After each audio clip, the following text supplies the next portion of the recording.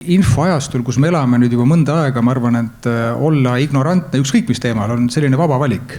Et siis sa otsustadki, nagu Aivar ütles, et ma kas usaldan kedagi või midagi ja ise loobun mõtlemast. Ja minu meelest me oleme seda näinud eriti hullusti nüüd 5 aastat tagasi COVIDiga, kust hakkas pihta see, et usaldage teadust. Kui sa seda ei teinud, olid sa koroonaskeptik. Nii. Ja nüüd on sisuliselt sama. Oled kliimaskeptik. Mina ei saa aru, kuidas sa saad olla kumbki. Sa saad olla kliimaskeptik. Mida see üldse tähendab? Ja see, et me üldse täna siin istume ja räägime, et näed, julged inimesed kirjutasid raamatu, see nagu räägibki sellest, et missuguses nagu äraspidises maailmas me elame.